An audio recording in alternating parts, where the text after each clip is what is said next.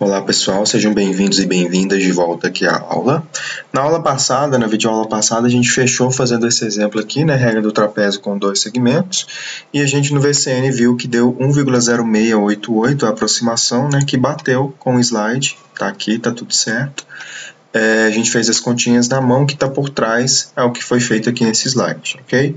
Então eu deixei um exercício aqui, a regra do trapézio também repetida com 4 segmentos, para vocês aproximarem essa integral.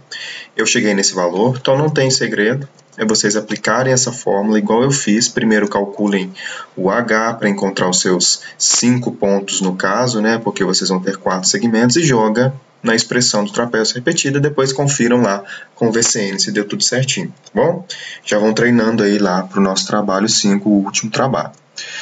Bom, então agora para avançar, a regra 1/3 de Simpson repetida. A regra 1/3 de Simpson, gente, cada aplicação, a área abaixo de cada parábola, né, era dada por essa expressão aqui, né, porque agora a gente está trabalhando com polinômios quadráticos. Então a gente precisava de 3 pontos. Então a gente vai fazer a mesmíssima coisa. A gente vai pegar essa expressão, aplicá-la um monte de vezes e a gente vai somar para ter a expressão genérica da regra de 1/3 de Simpson repetida. Mas a gente tem que tomar uns cuidados com quem? Com as constantes de Coates, né? Assim como a gente fez lá com a regra do trapézio. Então antes, vamos ver um desenho aqui que eu acho que é importante. Então, a gente dividiu esse domínio aqui de integração em 8 segmentos, olha só. Estou delimitando aqui todos os pontos para a gente não ter dificuldade na hora da compreensão daquelas constantes, tá? Então, para cada aplicação da regra 1/3 de Simpson, eu preciso de 3 pontos. Então, olha só, o x0, x1, x2, fechei uma aplicação aqui. A área delimitada aqui é dada por aquela expressão da regra 1/3. Se eu acrescentar apenas o x3, eu não consigo fechar outra aplicação da regra 1/3 de Simpson. Então, eu preciso sempre do x3 e do x4 para fazer mais uma aplicação. A área disso daqui é aquela expressão. x5 e x6 para fazer mais uma aplicação. A área delimitada aqui é aquela expressão que a gente viu. E x7 e x8 fecha a nossa última aplicação. Então percebam que o número de segmentos que eu tenho que ter para conseguir aplicar a regra 1/3 de Simpson repetidas, pessoal, ele tem que ser par. Percebam, por exemplo, que se eu tivesse 7 segmentos, eu não ia conseguir fechar a minha última regra 1/3 de Simpson, né, que precisa do x6, x7 e x8. Então sempre um número de segmentos para aplicar a regra 1/3 de Simpson, ele tem que ser um número par, ok?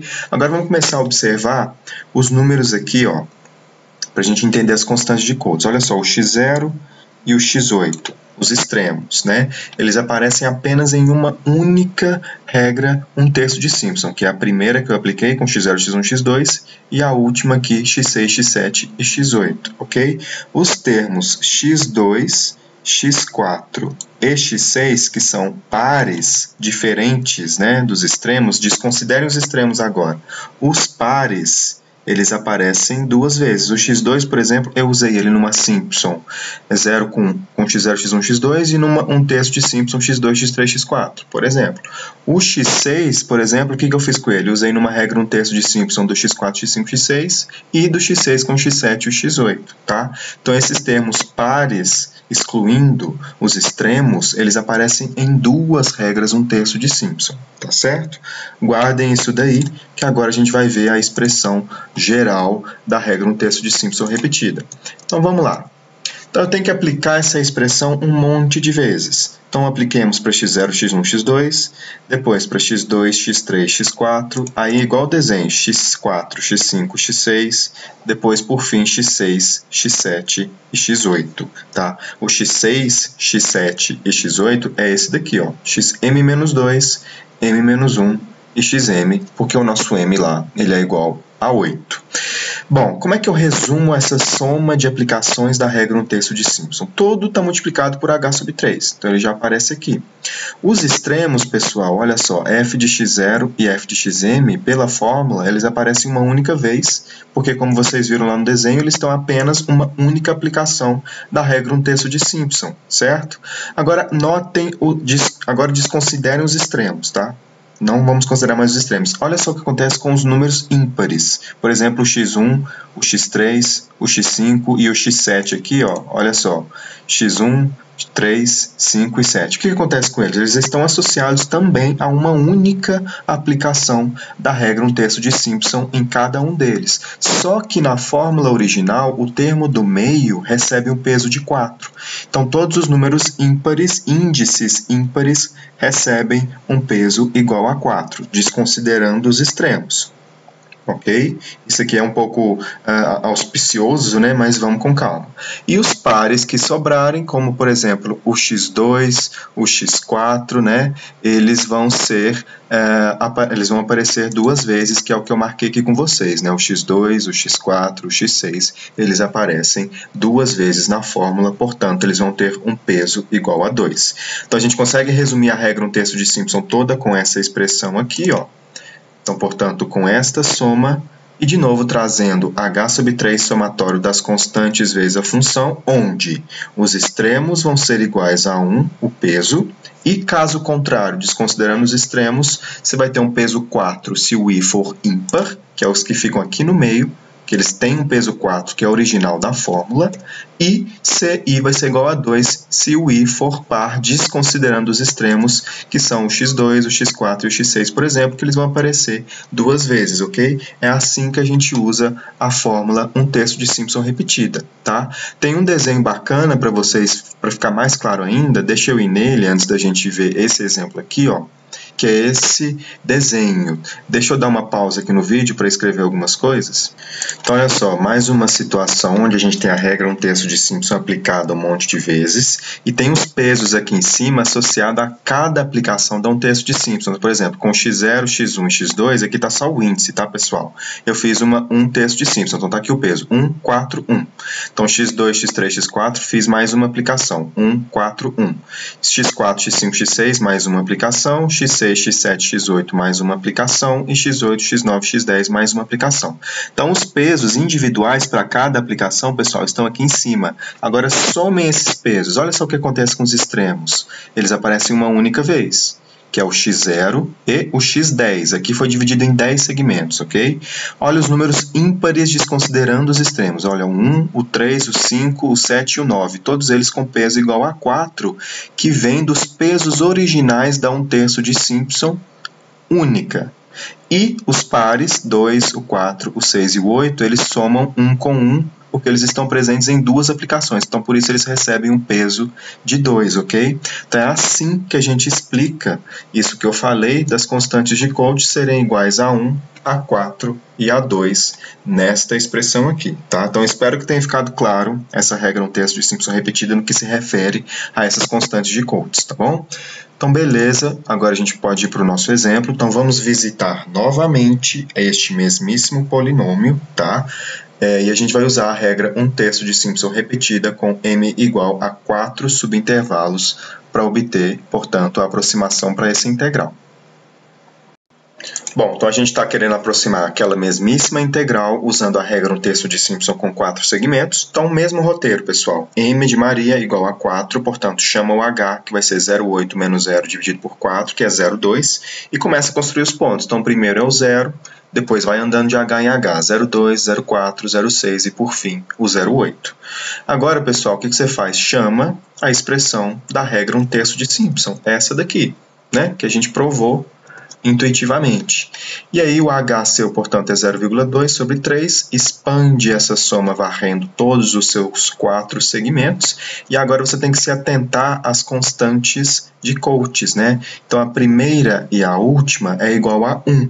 Então, fica f de 0, que é 0,2, e aqui no finalzinho, f do x4, que é f de 0,8, que é 0,232, beleza? As demais constantes que tiver o índice ímpar recebe o peso de 4. Então, aqui está o peso 4 e aqui está o peso 4. f de x1 é a função avaliada em 0,2, que é este valor aqui, e f de x3 é a função avaliada em 0,6, que deu este valor aqui. E, por fim, a última constante que sobra é a par, né, diferente dos extremos, então ela recebe um peso de 2, então duas vezes a função avaliada em x2, que é o 0,4, que deu este valor. Soma tudo e você chega em 1,6234.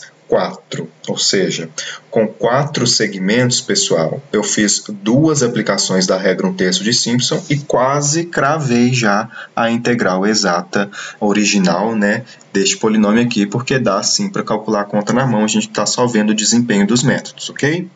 Bom, então vamos ver lá no VCN o que vai acontecer. Bom, então aqui no VCN, né, colocamos o nosso final aqui 0,8. Eu estou interessado na regra. Vocês têm sempre que se perguntar que regra que ele pediu. Bom, ele está querendo a regra 1/3 de Simpson com 4 segmentos. Com 4 segmentos eu tenho 5 pontos. Então, jogo a minha função aqui, marco a primeira regra de Simpson, que o VCN trata a regra 1/3 assim, bota para calcular e aí aparece 1,6234, igual a gente achou lá no slide. E aqui, gente, olha só os pesos, tá vendo? Né? x0, ou x inicial, x final e os constantes de Coates aqui nessa tabelinha, tá? Ele começa a contar de 1, 2, 3, 4, 5, mas é como se a gente tivesse o nosso x0 até o nosso x4, tá certo? Então essa tabelinha agora vocês já começam a entender de onde que ela sai, tá bom?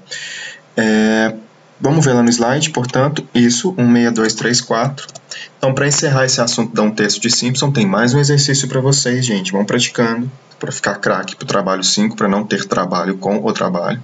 Então, aqui há uma regra 1/3 de Simpson com 4 segmentos. Então, eu cheguei nesse valor. É a mesma integral que eu venho carregando. Então, não tem roteiro, é aplicar nessa expressão, tomar cuidado com as constantes e o mesmo número de segmentos com 4 segmentos, tá certo? Então, agora a gente vai ver a regra 3/8 de Simpson no contexto repetido e a gente encerra esse assunto das fórmulas de Newton-Cotes, tá? Bom, vamos ver agora a regra 3/8, gente. Aqui eu vou mais rápido, que eu acho que vocês já pescaram o raciocínio, né? Na regra 3/8 de Simpson, a gente tinha aquele polinômio cúbico, portanto, a gente usava 4 pontos para a gente fazer uma aplicação dela, e cada área abaixo dos polinômios cúbicos era dado por essa expressão aqui. Então, agora vocês vão imaginar que a gente dividiu o nosso domínio em um monte de subintervalos e a gente vai aplicar essa regra sucessivamente um monte de vezes. Então, eu começo aplicando esta fórmula, pessoal, para quais pontos? x0, x1, x2 e x3. Depois eu vou para onde? x3, x4, x5 e x6. Depois x6, x7, x8, x9, até aplicar nos últimos 4 pontos, ok? Portanto, esta é a soma varrendo a regra 3/8 de Simpson um monte de vezes. O que é importante eu frisar? Qual que é a característica que o M tem que ser para você conseguir aplicar a regra 3/8 de Simpson repetidamente? Lembre-se que eu preciso sempre de 3 segmentos para aplicar uma regra 3/8 de Simpson repetida. Por quê? Com cada 3 segmentos eu tenho exatamente quantos pontos? 4 pontos, né? Então, com 3 segmentos aqui, ó, eu apliquei uma regra 3/8 de Simpson. Com 6 segmentos, eu apliquei 2 regras 3/8 de Simpson. Com 9 segmentos, eu apliquei 3 regras 3/8 de Simpson. Portanto, o que a gente vem concluindo? Que o M ele tem que ser um múltiplo de 3. Então, não dá para aplicar 3/8 de Simpson repetida, por exemplo, com 8 segmentos, com 7, com 10. Tem que ser sempre um múltiplo de 3, tá certo? E a mesma coisa vai acontecer. Como é que eu resumo essa fórmula gigantona? O que está multiplicando fora é o 3h sobre 8. O primeiro e o último sempre aparecem multiplicados por 1. Agora desconsiderem esses caras. Os termos que são múltiplos de 3, tá vendo? Ó, o 3 e o 6, eles vão aparecer sempre 2 vezes. Então, os múltiplos de 3 recebem coeficiente 2. E os termos que sobram, que são esses aqui em azuizinhos, eles estão no meio da fórmula 3/8, que está aqui, ó. Então, eles mantêm o peso de 3. Então, a gente resume a fórmula 3/8 de Simpson dessa maneira aqui, repetida. Então, 3h sobre 8, a soma das constantes de Coates vezes a função, onde o primeiro e o última constante é igual a 1 sempre. E aí, caso contrário, se tiver, né, um múltiplo de 3, ou se for divisível por 3, a sua constante de Coates recebe o peso 2. Assim como a gente viu aqui, ó, são esses caras que estão nos extremos aqui, né? E caso contrário, vai receber um peso de 3, tá certo? Então, esta é a fórmula da regra 3/8 de Simpson. Bom, então essa é a expressão para a regra 3/8 de Simpson repetida. Não se esquecer que o total de subintervalos deve ser um múltiplo de 3. E aí, para a gente encerrar, pessoal, a gente vai fazer uma brincadeira aqui, que é o seguinte. Eu estou de novo com aquele mesmíssimo polinômio, e a gente vai usar a regra 1/3 de Simpson e a regra 3/8, tá? Com 5 subintervalos, ok? Então, notem, com os 2 primeiros subintervalos eu aplico a minha 1/3 de Simpson, com os 3 subintervalos restantes eu aplico a 3/8. Então, consigo sim aplicar essas duas regras com 5 subintervalos. Mas que fique claro na cabeça de vocês, se eu tivesse apenas 5 subintervalos, não daria para aplicar 2 vezes a 1/3 de Simpson e nem muito menos 2 vezes a 3/8. Mas dá para fazer esse combo de 1/3 com 3/8, ok? Então, como é que a gente resolve? Então, a gente quer aproximar essa integral aqui, usando primeiro a 1/3 de Simpson e fazendo um combo com a 3/8 na sequência, com um total de 5 segmentos. Então, não muda. Primeiro você constrói, né, o H, que é B menos A sobre M, então 0,8 sobre 5, que é 0,16, e você vai construir todos os seus pontos. Então, o x0, que é o 0, o x1, o x2, o x3, o x4 e o x5, andando de H em H. E aí, o que você faz inicialmente? Você vai ajustar a sua regra 1/3 de Simpson para quais pontos? Pega lá o x0, o x1 e o x2 e aplica nessa expressão. A gente vai fazer uma única aplicação da 1/3 de Simpson nesses pontos, né? Então, o H é 0,16, f de x0 é f de 0, enfim, soma todos esses resultados, portanto, 0,3803 é a área que você tem apenas com a aproximação da 1/3 de Simpson, aonde? No x0, no x1 e no x2. Agora, o que você tem que fazer? A 3/8 de Simpson. A 3/8 de Simpson você tem que fazer agora no x2, no x3, no x4 e no x5. Tá claro isso na cabeça de vocês, gente? A 1/3 de Simpson eu apliquei em x0, x1, x2 e a 3/8 agora eu aplico em x2, x3, x4 e x5. Então, aqui está a fórmula da 3/8. Façam todas as substituições, né? E aí você encontra 1,2647. Portanto, essa área é com respeito a 1/3, essa área é com respeito a 3/8, e quando você soma tudo, você tem a sua aproximação para o seu combo de regras, né? E o que acontece com esse valor, pessoal?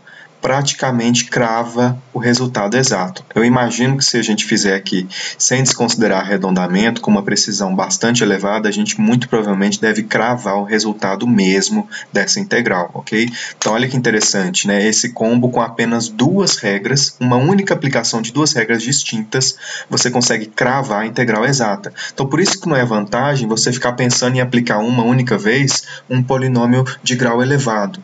Então, divida o seu domínio e aplique regras bem particulares e simples em cada um desses domínios e soma, por exemplo, como foi feito aqui para esta situação, certo?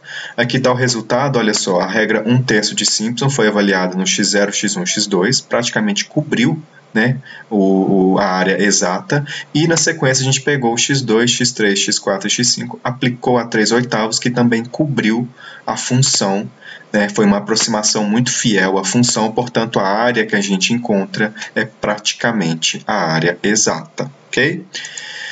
Bom, agora uma pergunta que vocês devem estar se perguntando é o seguinte, tá? O professor está sempre falando de intervalos equidistantes, né? Agora imagine uma situação onde você tenha disponível apenas intervalos que não sejam equidistantes, ou seja, que tenham os H's diferentes em todos os seus subintervalos. Como é que você pode sair dessa? Então, a única coisa que eu posso falar para vocês, pessoal, que é quando os seus intervalos não são equidistantes, é que você não pode utilizar as regras 1/3 de Simpson e não pode utilizar as regras 3/8 de Simpson repetidas, porque elas exigem que os intervalos sejam equidistantes. A única regra boa, né, que dá para você usar, desconsiderando retângulo e ponto médio, no contexto onde você tem segmentos desiguais, é a regra do trapézio. Então, você vai aplicar a regra do trapézio em cada um dos seus segmentos, que vão ter diferentes bases agora, né? Porque eles não são mais equidistantes. Então, a diferença desta fórmula aqui para a fórmula que a gente viu lá atrás da regra do trapézio repetida é que lá o H era o mesmo, aqui não. O H ele é diferente porque a gente está com segmentos desiguais. Então, é só para dar um norte para vocês numa situação onde você tenha pontos que não sejam equidistantes. segmentos, ok? Então, deixa eu ver se tem mais alguma coisa. Não, é isso. Na aula que vem, a gente vai fazer um estudo de caso completo no VCN, para aquele caso dos dados do cálculo do trabalho, ok? Porque tem uma coisa que eu ainda não falei com vocês, como é que a gente usa o VCN para aplicar a integração numérica quando eu tenho apenas pontos soltos de um experimento e eu não tenho a função para poder traçar o meu polinômio interpolador, ok? Então, a gente vê isso na nossa próxima aula.